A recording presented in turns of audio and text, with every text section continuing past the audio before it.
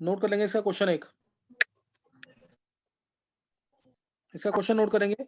एफ्लोरोसेंट कब है, हाइग्रोस्कोपिक कब है, ये सब पता होना चाहिए तुम्हें। इसका क्वेश्चन मैंने बता दिया कि अगर कोई भी सॉलिड है, अगर उसका वेपर प्रेशर कम है, अगर उसका वेपर प्रेशर कम है उसके इक्विलिब्रियम प्रेशर से, तो वो सब्सटेंस क्या होगा, एफ्लोरोसेंट। और अगर उसका प्रेशर ज्यादा है, वेपर प्रेशर ज्यादा है अगर उसका, तो वो क्या बन जाएगा, तो क्या बन जाएगा, हाइग्रोस्कोपिक या डेलिक्यूसेंट। मॉइस्चर कब लूज करेगा, यानी कब वो एफ्लोरोसेंट होगा, और मॉइस्चर जब कब यानी कब वो गेन करेगा, तो ये पता लगाने के लिए मैंने तुम्हें तरीका बता दिया था अभी, कि जैसे मैंने एग्जांपल लिया था इसका CaCl2, दोबारा देख लेंगे एक बार जल्दी से। CaCl2.2H2O था, ये टूटा CaCl2 solid plus 2H2O gas के अंदर। तो इसका प्रेशर तुमने निकाला था इक्विलिब्रियम पे, इसका प्रेशर तुमने निकाला इक्विलिब्रियम पे 0.76 मिलीमीटर आया था, 0.76 मिलीमीटर आया था, यानी ये इसका इक्विलिब्रियम प्रेशर है। तो इसका मतलब ये सब्सटेंस कब मॉइस्चर लूज करेगा, जब इसका प्रेशर जो है 0.76, यानी इसका प्रेशर जो है 0.76 mm से कम होगा, तो ये मॉइस्चर लूज करेगा, यानी तब क्या होगा, एफ्लोरोसेंट। तब ये क्या होगा, एफ्लोरोसेंट। और अगर इसका vapour pressure greater than 0.76 mm है, तो उस केस में ये प्रेशर, ये क्या होगा, तब ये क्या होगा, डेलिक्यूसेंट, मॉइस्चर को अब्सॉर्ब करेगा, यानी हाइग्रोस्कोपिक होगा, तब ये हाइग्रोस्कोपिक होगा। और रिलेटिव ह्यूमिडिटी मैंने तुम्हें बता दिया। एक चीज और आती है कि which is a better drying agent, lesser the vapour pressure, जितना कम वेपर प्रेशर होगा उतना मॉइस्चर वो कम लूज कर रहा है, यानी उतना अच्छा वो क्या है, ड्राइंग एजेंट। तो ये नोट कर लेना line, lesser the vapour pressure, lesser the vapour pressure, more effective is the drying agent. सही ना, lesser the vapour pressure, more effective is the drying agent. जितना कम वेपर प्रेशर होगा उतना इफेक्टिव क्या होगा, drying agent. Lesser the vapour pressure, more effective is the drying agent. जितना कम vapour pressure होगा उतना इसका मतलब क्या है, वो मॉइस्चर लूज नहीं कर रहा, वो मॉइस्चर को क्या कर रहा है, एब्जॉर्ब ज्यादा कर रहा है। जो मॉइस्चर को एब्जॉर्ब ज्यादा करेगा वो क्या होगा, अच्छा ड्राइंग एजेंट। समझ आ गई बात कि नहीं है।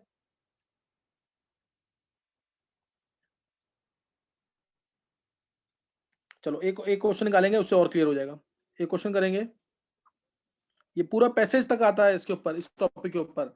मैं अभी एक छोटा सा क्वेश्चन दे रहा हूँ, मैंने पूरा पैसेज बता दिया तुम्हें।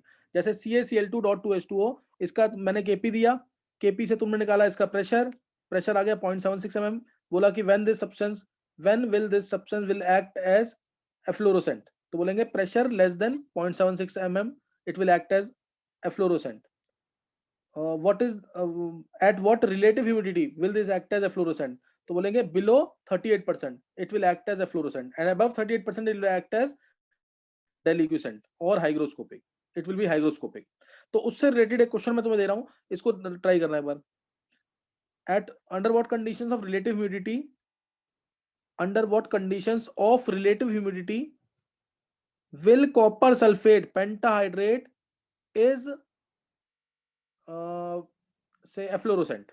तो ये CuSO4.5H2 दे रखा है, तुम्हें बताना है कि क्या कंडीशन होनी चाहिए रिलेटिव ह्यूमिडिटी की, कि ये सब्सटेंस जो है हाइग्रोस्कोपिक हो जाए। ये सब्सटेंस सॉलिड फॉर्म में अभी है, ये क्या हो जाए, हाइग्रोस्कोपिक। और कंडीशन क्या है, CuSO4.3H2O solid plus 2H2O, plus 2H2O क्या है, गैस में, प्लस 2H2O गैस में। तो इसका Kp दे रखा है से Kp इज 10⁻⁴ एटमॉस्फेयर स्क्वायर।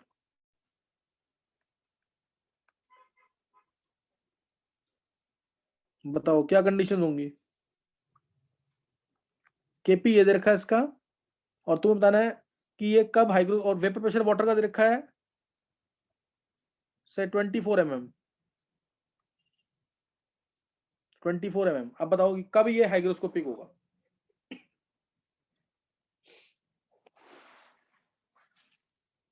कब ये सब्सटेंस जो है एफ्लोरेसेंट होगा, अंडर व्हाट कंडीशन, दोबारा सुन लेंगे line, under what conditions of relative humidity will this copper sulphate pentahydrate, CuSO4.5H2 है, will this copper sulphate pentahydrate be एफ्लोरोसेंट।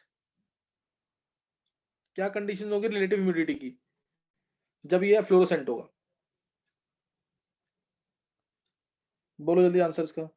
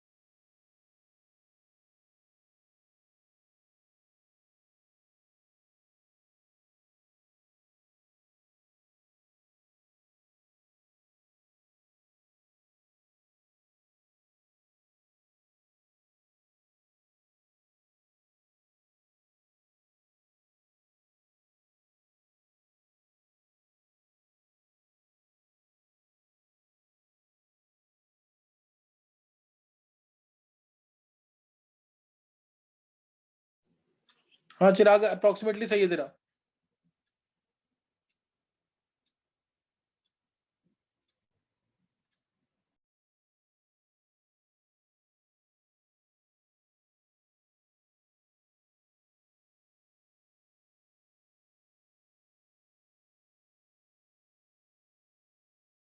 Shreya 31.6%, देखते हैं अभी।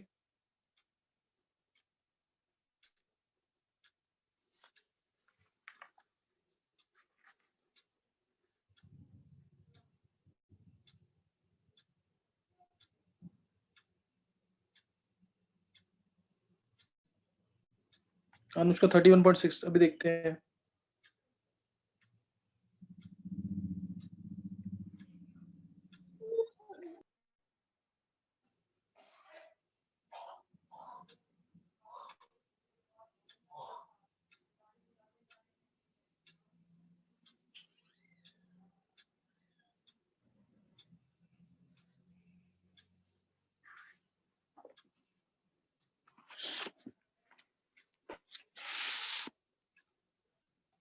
चलो देख लेंगे एक बार आंसर, एक बार निकाला किसी और ने।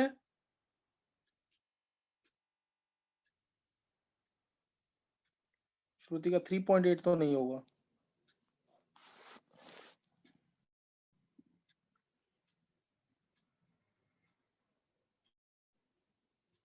चलो देखो, केपी दे रखा है, केपी से पार्शियल प्रेशर किसका निकल जाएगा? पार्शियल प्रेशर H2 आ जाएगा, सम्यक का 31.6, देखिए पार्शियल प्रेशर H2 आ जाएगा 10⁻²- atmosphere, this is equal to 7.6 millimetre. हाँ मुकुल सही है, लेकिन बिलो बिलो या अबव लिखा नहीं है मुकुल, गलत है इसलिए। 7.6 मिलीमीटर आ जाएगा। नेक्स्ट नोट कर लेंगे आगे, रिलेटिव ह्यूमिडिटी आ जाएगी, relative humidity 7.6 divided by 24 into 100, 7.6 divide by 24 into 100, तो ये आ जाएगा हमारा 1, अगर 8 होता तो 1/3, 33% आता, अभी 33% से कम आएगा। 30, हाँ 31.6% जिसने निकाला वो सही है, 31.6% के आसपास। और ये 31.6% नहीं आएगा, आएगा बिलो दिस, जिस जो इक्वल टू लिखेगा गलत है उसका आंसर। ये सब्सटेंस 31.6% रिलेटिव ह्यूमिडिटी पे कुछ भी नहीं होगा, ना फ्लोरोसेंट होगा ना डेलिक्विसेंट होगा। At relative humidity below 31.6%, below 31.6% relative humidity, it will be efflorescent, and above this it will be deliquescent, above this it will be deliquescent। समझ आ गई बात की नहीं है? तो आपने हाइग्रो पूछा था ना, हाइग्रोस्कोपिक। नेक्स्ट नोट करेंगे क्वेश्चन।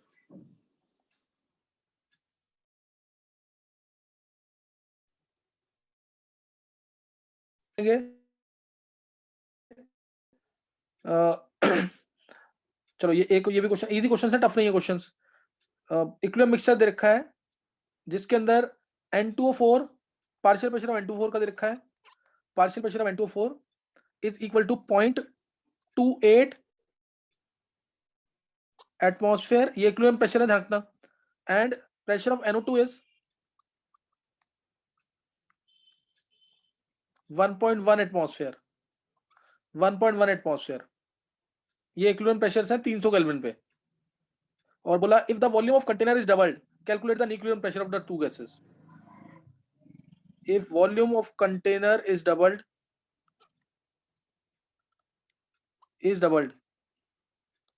तो अब फाइनल प्रेशर क्या होंगे? Then calculate new equilibrium pressure of the two gases. Calculate new equilibrium pressure of the two gases. निकालेंगे जल्दी से।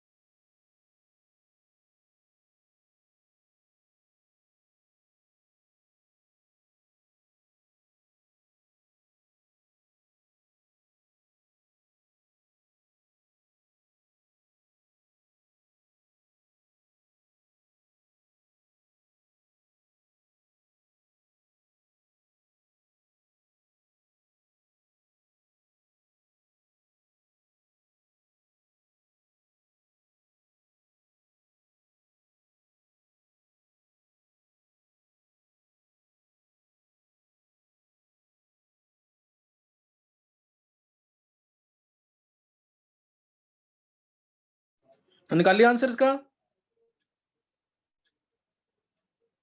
देखते हैं, कशिश ने निकाला 0.095। चलो एक बार तरीका देख लो सिर्फ इसका जल्दी से। N2O4 के 2NO2 रिएक्शन होगी, ये आ जाएगा। तो इसमें स्टार्टिंग में दे रखा है 0.28 एटमॉस्फेयर, ये दे रखा है 1.1 एटमॉस्फेयर, ये दे रखा है। तो Kp आ गया सीधा पार्शियल प्रेशर ऑफ NO2 का square by partial pressure of N2O4।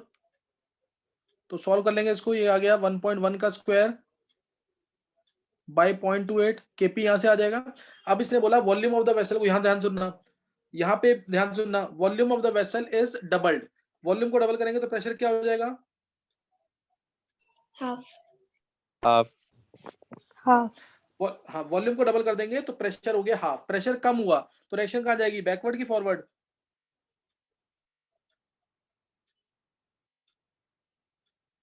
Pressure कम हुआ ना, प्रेशर कम हुआ तो यानी मोल्स एक तरह से कम हो गए।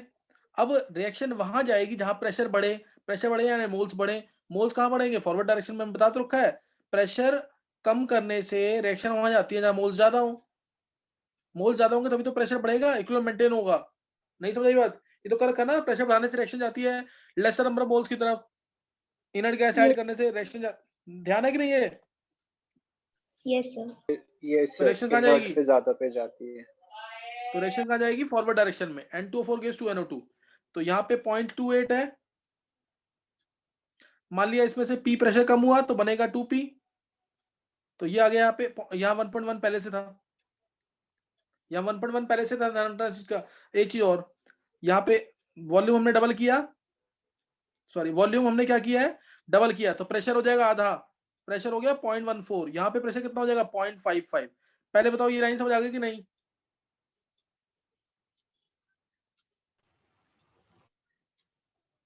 वॉल्यूम डबल किया तो प्रेशर हो जाएगा हाफ। अब प्रेशर कम हुआ तो रिएक्शन इक्विलिब्रियम को मेंटेन करने के लिए वहां जाएगी जहां प्रेशर बढ़े। प्रेशर कहां बढ़ रहा है, फॉरवर्ड डायरेक्शन में।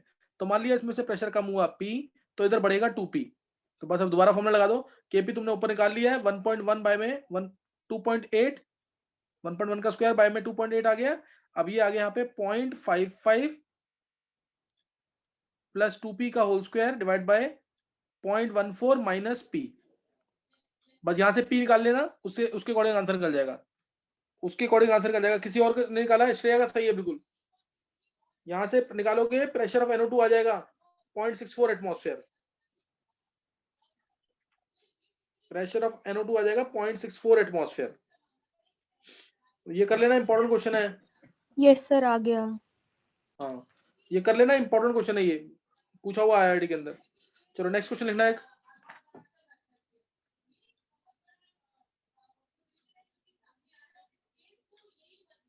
नेक्स्ट ट्राई करेंगे, इंपॉर्टेंट क्वेश्चन है काफी। अभी देखो, एमोनियम कार्बामेट है, ये सबको पता है कैसे डिस्ट्रीब्यूट होता है। एमोनियम कार्बामेट सॉलिड है, ये डिस्ट्रीब्यूट होगा 2NH3 gas plus CO2 gas. इस तरह से डिस्ट्रीब्यूट हो रहा है, सही ना? ये इस तरह से डिसोसिएट होता है। अब यहां से लिख लेंगे एक बार, in a close vessel at equilibrium, in a closed vessel at equilibrium, ammonia is added such that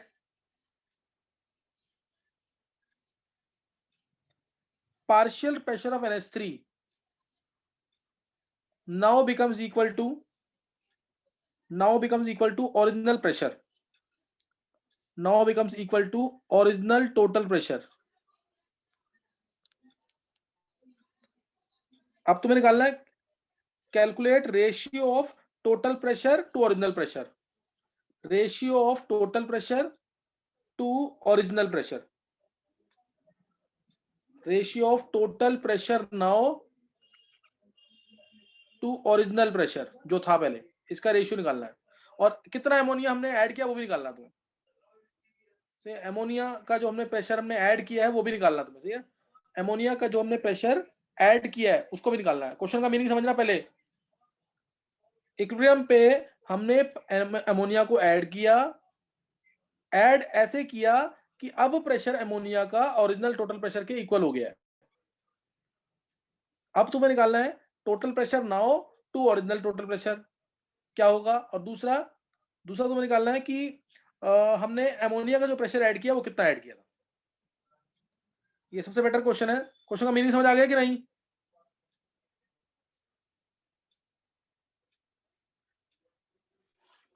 करो इस क्वेश्चन को, ये इंपॉर्टेंट क्वेश्चन है यहाँ पे।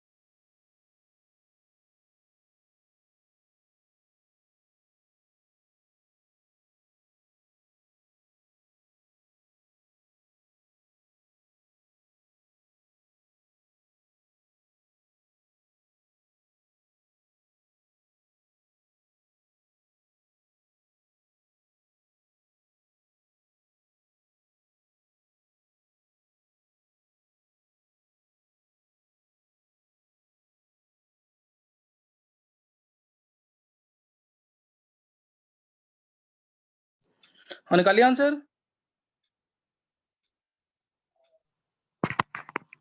सर एडेड 19p/9 है।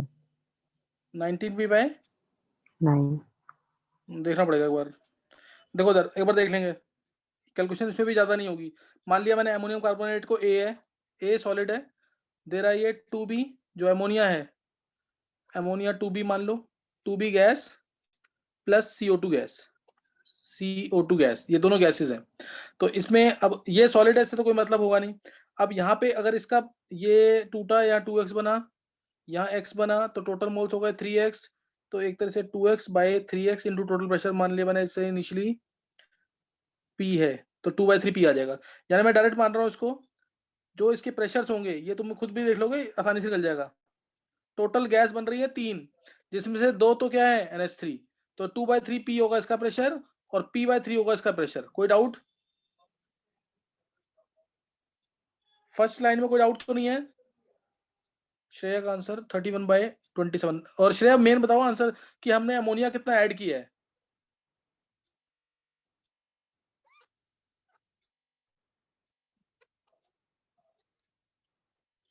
टू बाई थ्री पी आ गया और ये P/3 आ गया, तो Kp निकल जाएगा यहां से डायरेक्ट। Kp आ गया पार्शियल प्रेशर ऑफ NH3 का square into partial pressure of CO2। ये आ गया यहां से पार्शियल प्रेशर ऑफ NH3 का स्क्वायर, यानी कितना आ जाएगा 4/9 और यहाँ पे ये 2/3p का स्क्वायर इंटू P/3, यानी ये आ गया 4/27p³। फर्स्ट पार्ट हो गया है, ये कंपैरिजन के फॉर्म में आता है। पहला पार्ट क्लियर हो गया। यहाँ पे Kp की वैल्यू आ गई 4/27p³। कोई डाउट किसी को? ये Kp की वैल्यू आ गई 4/27p³। अब देखेंगे आगे, नेक्स्ट नोट करेंगे आगे। Kp की वैल्यू यहाँ पे आ गई है। अब नेक्स्ट पार्ट इसका क्या है कि अब हमने अमोनिया को ऐड किया। अमोनिया यानी जो मैंने बी लिखा हुआ यहाँ पे, हमने इसको ऐड किया, तो मान लिया मैंने ए ऐड किया इसके अंदर, तो अब जब मैं प्रोडक्ट में कुछ ऐड कर रहा हूँ तो नेचुरल सी बात है रिएक्शन कहाँ जाएगी, बैकवर्ड डायरेक्शन में। प्रोडक्ट में कुछ ऐड कर रहे हैं तो रिएक्शन कहाँ जाएगी, बैकवर्ड डायरेक्शन में। तो बैकवर्ड में गई तो मान लिया इसमें से x खत्म हुआ प्रेशर, तो इसमें से खत्म होगा x/2। किसी को डाउट कोई?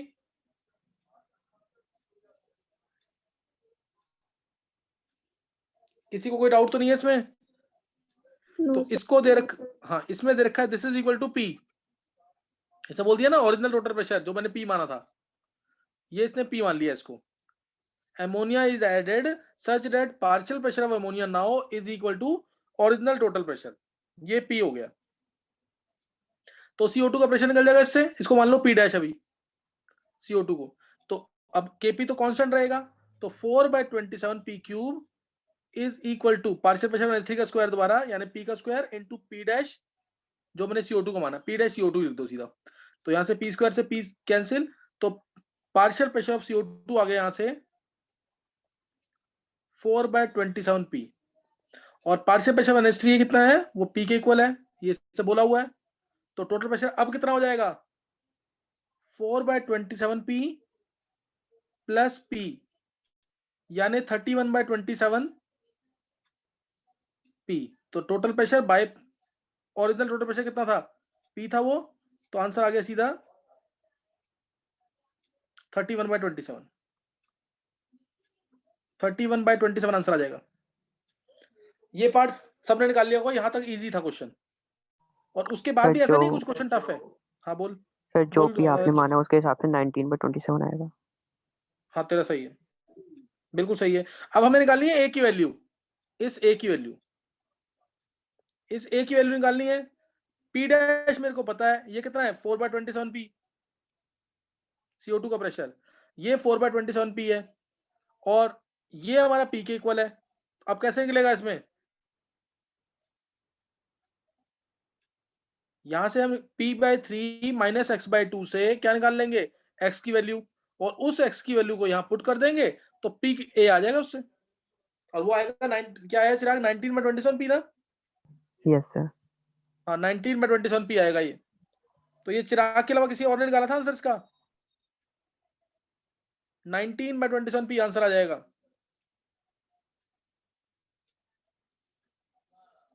किसी को दोबारा पूछना क्वेश्चन ये कि समझ आ गए? आगे सर। चलो एक क्वेश्चन और देखेंगे। नेक्स्ट क्वेश्चन है, इंपॉर्टेंट क्वेश्चन है ये। नेक्स्ट क्वेश्चन जो रिडॉक्स से थोड़ा सा मिलता है, रिडॉक्स इसके लिए आना चाहिए थोड़ा सा।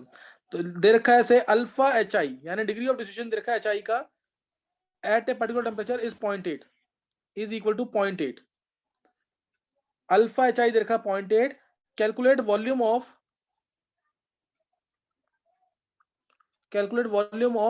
2 molar hypo required to neutralize the iodine,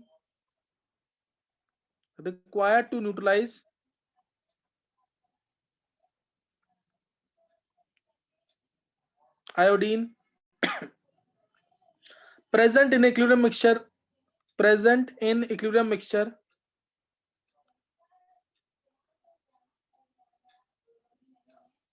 Present in equilibrium mixture when 2 moles of H2, when 2 mole each of H2 and I2 are heated in a closed 2 liter capacity, are heated in a vessel, are heated, बस are heated. करो try. इसकी भी calculation बहुत ज्यादा नहीं होगी, try करो, answer निकालो लास्ट तक.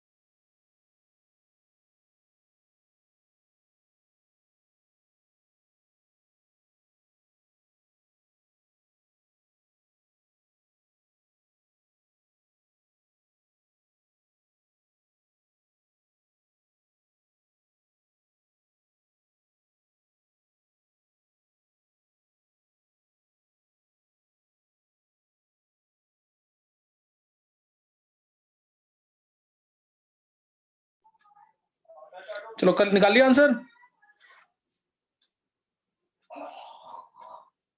निकाला आंसर कि नहीं?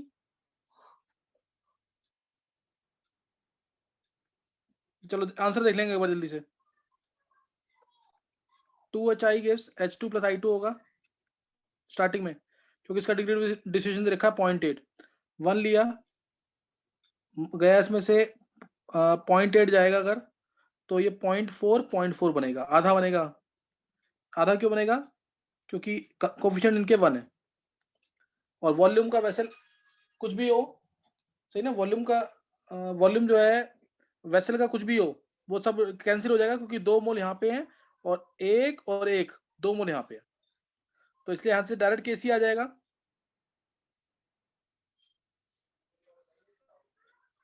0.4 इंटू 0.4 डिवाइड बाय 1 माइनस 0.2 का स्क्वायर, यानी 0.2 का स्क्वायर, यानी 4 आ जाएगा केसी।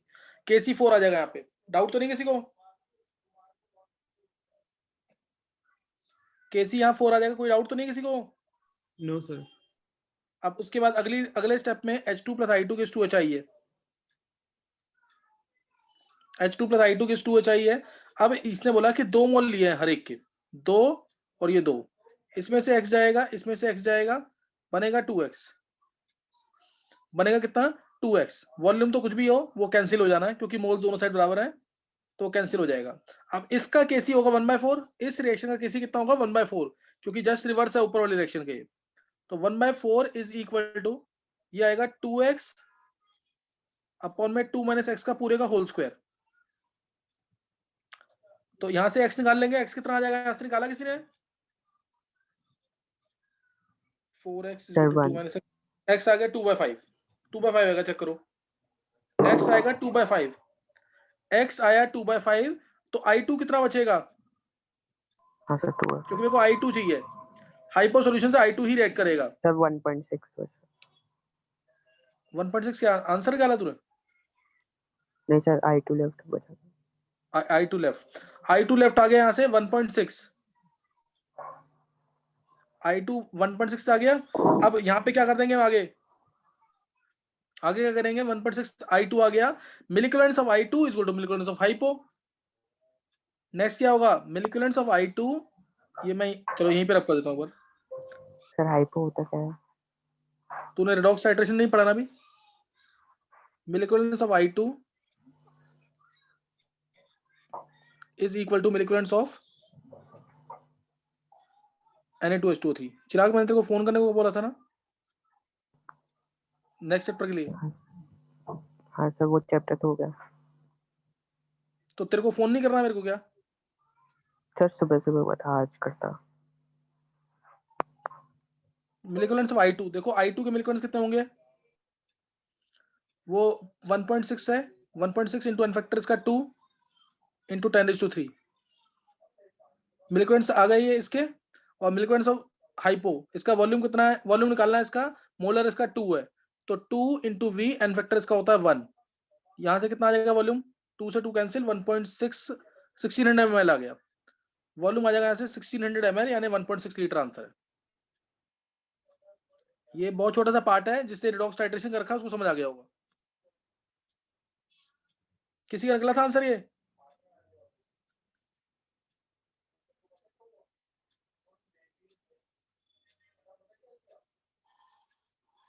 किसी का आंसर निकला है ये?